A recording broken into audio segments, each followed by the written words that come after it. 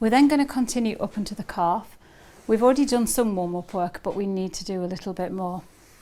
We're going to make sure that the muscle is moving, and then we're going to do this very crisscross action using the thumbs, particularly up the side, the outer side of the calf. Again, I would normally stand to the side of my client to do this, but I'm keeping out the way so that you can see what I'm doing.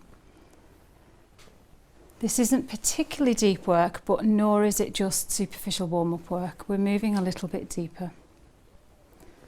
And I'm just trying to get, again, more movement into this. You might see there, the camera might pick up, there's a little jump in the muscle there, which suggests some tension that's really holding that muscle there. And that, if Margaret had sciatica, would carry on all the way up. This would be where we're looking to pick up the detail of the massage, and we'd be working up from here. So having located that, what we want then to do is to follow it down. Where is that being held? It will be being held lower down in the leg. Remember, muscles don't work in isolation, they're going to work in groups.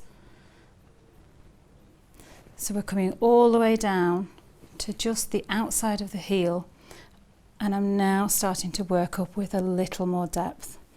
You can see how the skin moves more and the muscle moves more. I can use my thumb, I can use my fingers, I can shake it out.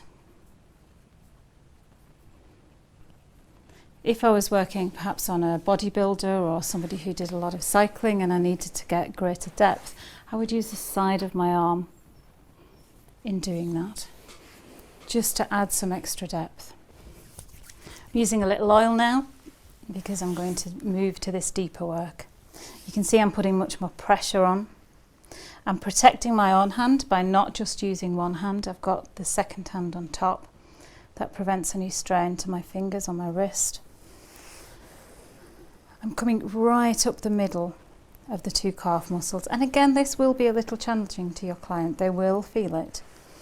If they're not very good breathers, it's important to encourage them to breathe deeply and use their client's out-breath to do any of the more challenging work.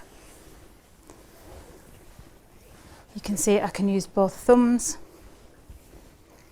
and while I'm doing this, I'm also squeezing with my fingers. So I'm really just encouraging that whole muscle to move.